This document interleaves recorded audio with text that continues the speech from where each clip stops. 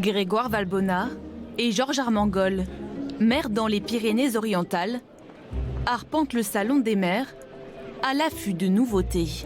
C'est une plateforme qui permet de co-construire un programme politique en lançant des thématiques. Ça peut être deux moyens de communication différents, à savoir les bureaux en mairie et le site internet. Et vous gagnez entre 10, 15, 20% d'économie d'énergie sur toute la commune.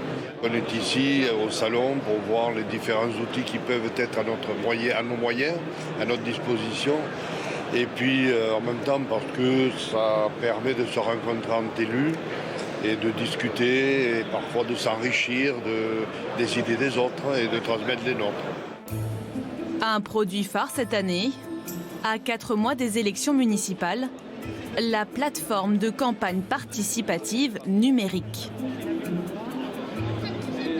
Auparavant, nous avions une vision politique qui était très descendante, avec des élus qui amènent les solutions.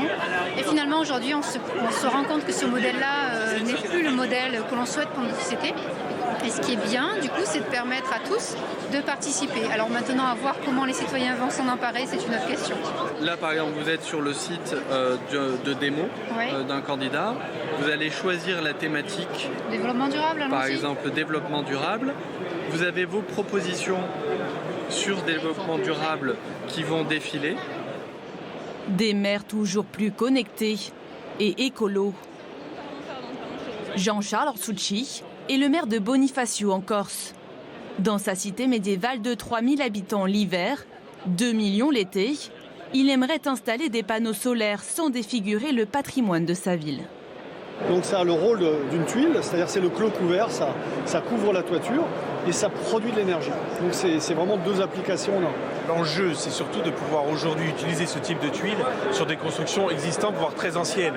Les églises, le patrimoine classé, inscrit, etc. Et je sais que sur une commune comme la mienne, la difficulté elle va se poser à ce niveau-là. Numérique, environnement, mais aussi et surtout la sécurité. Et on voit bien que ce ne sont pas les mêmes personnes qui sont... Dans cette salle, des élus sont venus écouter une conférence sur les caméras de vidéosurveillance.